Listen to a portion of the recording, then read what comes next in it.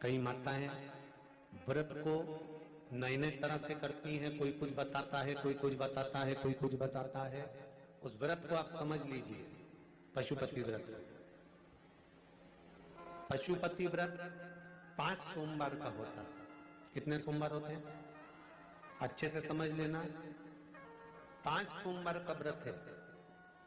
आज अष्टमी का दिन आप लोग अच्छे से समझ लोगे तो आपको फिर कोई ये नहीं होगा कि मैंने व्रत करा और मेरा काम क्यों नहीं हुआ। उसमें अपने को अपनी गलती छांटना है कि गलती कहां हो गई। पशुपति व्रत 5 सोमवार का होता है।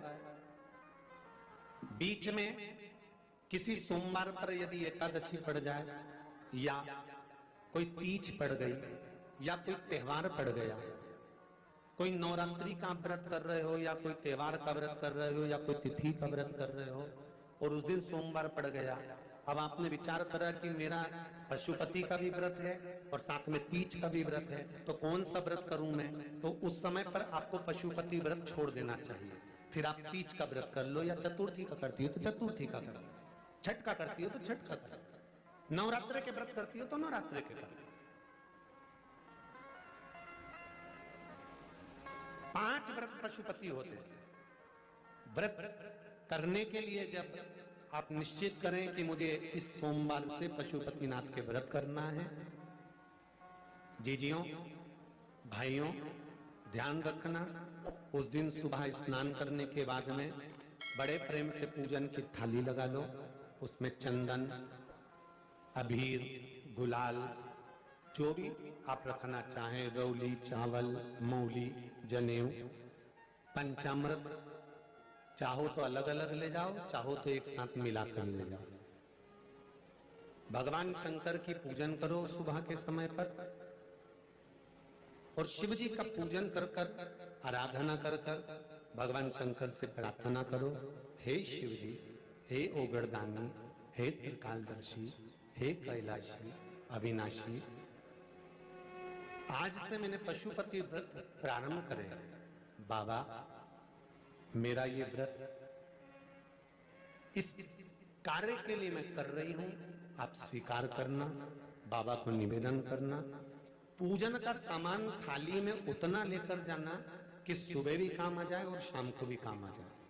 अलग से पूजन का साहित्य हमें शाम को अलग से नहीं रखना। थाली में उतना ही रख के ले जाओ जितना सुबह भी काम आए और शाम को भी काम आए। बाबा को निवेदन कर कर पूजा की थाली वापस ले आओ। शाम के समय पर घर में मीठा बनाओ, 6 दिए रखो थाली के अंदर घी के, और दिए रखकर मीठा ले जाकर मंदिर में पूजन करो।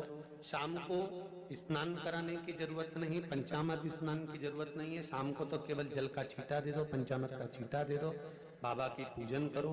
पूजन कर कर प्रसाद के पहले 3 हिस्से करो। 3 हिस्से करने के बाद फिर आप दिया लगाइए।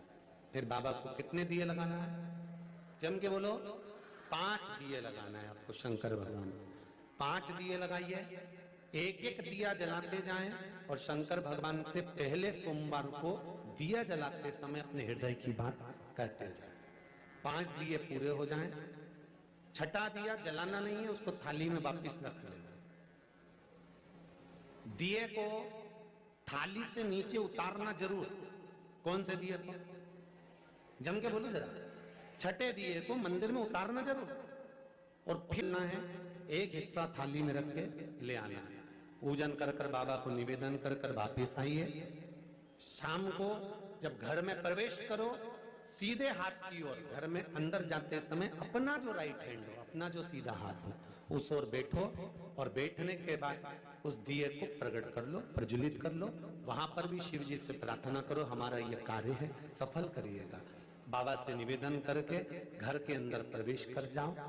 भोजन जब जीमने के लिए बैठो, भोजन करने के लिए बैठो, सबसे पहले जो प्रसाद लेकर आए हो उस प्रसाद को खाइए। जो प्रसाद आप लेकर आए उस प्रसाद में से किसी को नहीं देना है आपको, अकेले खाना। उतना ही प्रसाद लेकर जाना जितना खब जाए, छोड़ना भी नहीं। सबसे पहले प्रसाद खाइए, उसके बाद में भोजन करिए। इस व्रत में सुबह आप फलहार कर सकते हो, शाम को भोजन कर सकते हो। भोजन में ये जरूरी नहीं है कि मीठा ही खाना है, नमकीन भोजन भी कर सकते हो। बस मीठा कब खाना है, जब प्रसाद का एक हिस्सा लेकर आओ तो वो एक हिस्सा आप खाओ, उसके बाद में जब भोजन करो तो नमक का करो, कोई मना नहीं, मिर्ची का करो, पर उसमें दिखावा ना करो और भोजन करें। ऐसे 5वां जब सोमवार आ जाए, बीच में अगर कोई सोमवार छूट भी जाए तो व्रत करना, पूजन मत करना। कोई रजो धर्म आ गया, रजस वाला धर्म आ गया, कोई कार्य आ गया तो उसमें पूजन करना, पूजन नहीं करना है, उसमें व्रत जरूर करना। और जब 5वां व्रत रहे, और 5वां व्रत जब रहे तो उस 5वें व्रत में जब सुबह पूजन करिए और शाम को पूजन करो, तो शाम को भगवान पर 108 या तो चावल के दाने, मूंग के दाने, या बेलपत्र, या फूल की पत्ती, जो भी 108 चढ़ा सकते हो भगवान को चढ़ाकर एक श्रीफल 11 रुपए उस पे रखकर शिव जी से निवेदन कर कर घर पर आ जाइए, दिया लगाइए और बाबा से निवेदन कर कर प्रसाद पाइए। अगर नियम से कर लिया तो मेरा विश्वास कहता है 5 सोमवार के अंदर ही आपका काम हो जाएगा, 5वें तक पहुंचोगे। ये शिव कृपा।